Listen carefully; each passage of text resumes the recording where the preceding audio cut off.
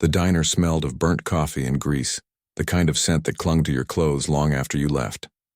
Ellie Harper wiped her hands on her apron, the faded green fabric fraying at the edges, and scanned the nearly empty room. It was past midnight, the graveyard shift when only truckers and insomniacs wandered into this roadside dive off Interstate 80. Her feet ached from hours on the cracked linoleum, and her bank account ached worse. Rent was due, and her tips tonight wouldn't even cover a tank of gas. At 25, Ellie was used to scraping by. She'd been waitressing since she was 16, dropping out of high school to help her mom, Diane, after the cancer diagnosis. Diane had been her rock, her cheerleader, the woman who'd taught her to smile through the worst of it.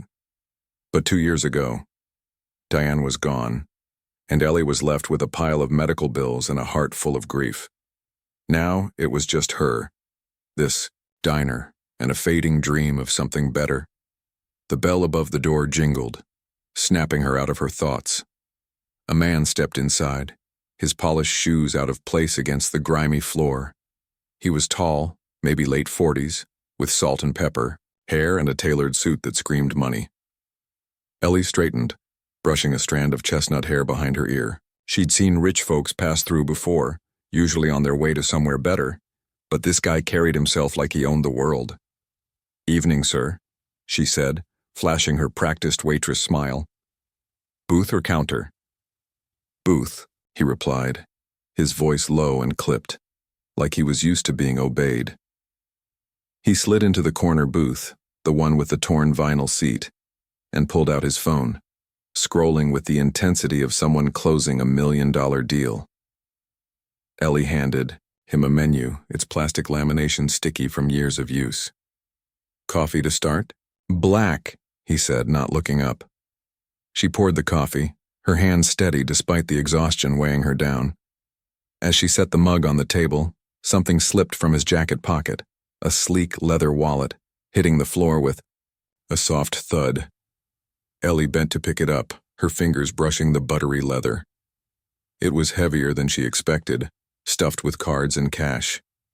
As she handed it back, a photo peeked out from the inner flap and her breath caught. It was her mother. Not just a look-alike, but Diane Harper, unmistakable in her favorite blue scarf. Her smile soft and warm, the way it had been before the illness, stole her light.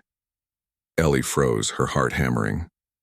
"Sir," she said, her voice barely above a whisper, "why is my mother's picture in your wallet?"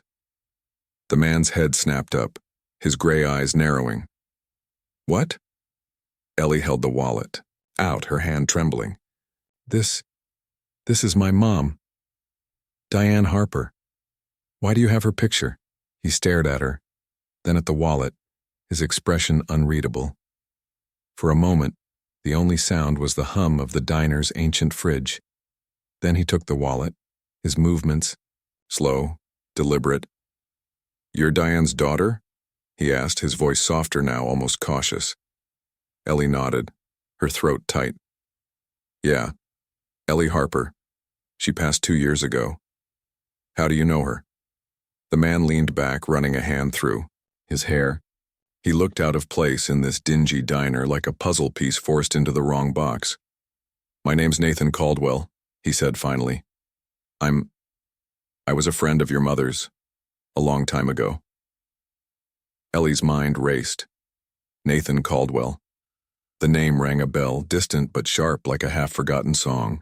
She'd heard it before. On the news, maybe.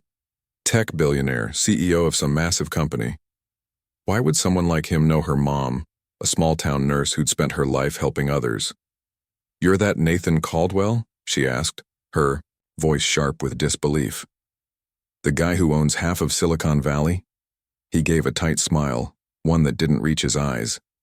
"Something like that." Ellie crossed her arms, her exhaustion giving way to a spark of defiance. "That doesn't explain why you're carrying my mom's picture. She never mentioned you, not once." Nathan's gaze dropped to the coffee mug, his fingers tracing its rim. "It's a long story," he said. "One I owe you, I suppose." "Then start talking," Ellie said, sliding into the booth across from him. The diner was empty now, the last trucker gone, and she wasn't letting this go. Not when her mother's face was staring back at her from a stranger's wallet. Nathan exhaled, long and slow, like he was unburdening something heavy. 20 years ago, I wasn't this, he said, gesturing vaguely to his suit. I was a nobody, fresh out of college, drowning in student loans and bad decisions. I'd hit rock bottom, lost my job, my apartment, everything. Ended up in a shelter in Reno, too proud to ask for help but too broke to do anything else. Ellie frowned, trying to picture this polished man in a shelter. It didn't compute. Your mom worked at the shelter, he continued. She was a volunteer nurse, always there with a smile, no matter how rough things got. She saw me at my worst, angry, bitter, ready to give up. But Diane, she didn't give up on me. She'd sit with me, talk to me, not like I was some charity case, but like I was human. She gave me her lunch once when I hadn't eaten in days. Said she wasn't hungry, but I knew she was lying. Ellie's chest tightened. That sounded like her mom, always giving, even when she had nothing herself. One night, Nathan went on, I was in a bad way, got into a fight at the shelter, got kicked out. It was winter, freezing, and I had nowhere to go. Diane found me on the street, half drunk and shivering. She didn't have much, but she gave me her scarf, the one in the picture, and $20, all the cash she had. Told me to get a hot meal and not to give up. Said she believed I could be more than my mistakes. He paused, his eyes distant. That scarf saved me that night. But her words, they saved me for good. I got clean, got a job, started building something. Every step I took, I carried that moment with me. That picture, it's from the shelter's newsletter. I kept it to remind myself where I came from and who believed in me when I didn't. Ellie's eyes stung, but she blinked the tears away. Why didn't you ever reach out?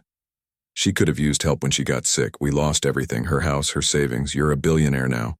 You could have done something. Nathan's face darkened, guilt flickering in his eyes. I tried to find her years later when I had the means, but she'd moved and I didn't push hard enough. I didn't know she'd passed until now. I'm sorry, Ellie. I owe her everything, and I failed her. Ellie wanted to be angry, to yell at him for not doing more, but the sincerity in his voice stopped her. She thought of her mom, how she'd always seen the good in people even when they didn't deserve it. Diane wouldn't have wanted Ellie to hold a grudge. So why are you here? She asked instead.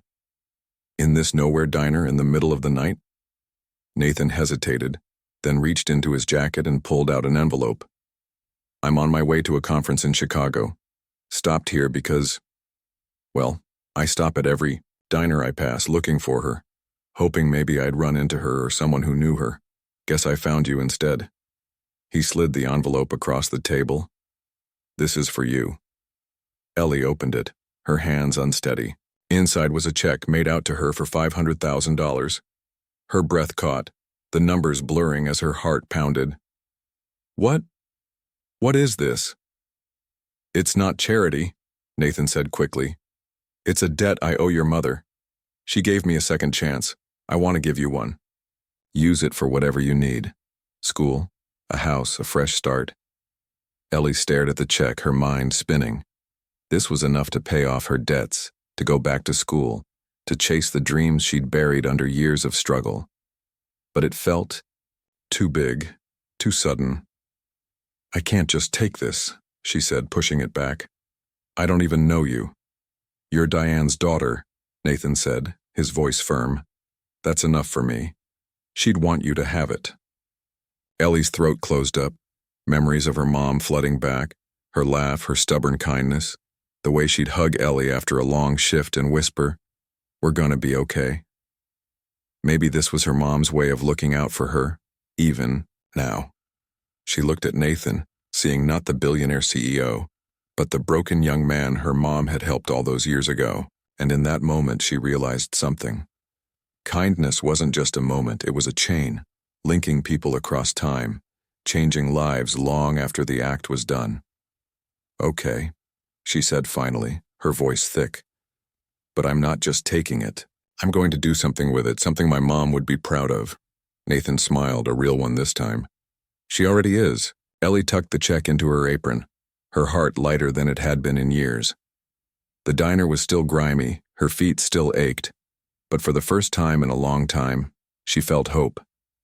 She'd make it count, for her mom, for herself, and maybe, just maybe, for someone else who needed a second chance.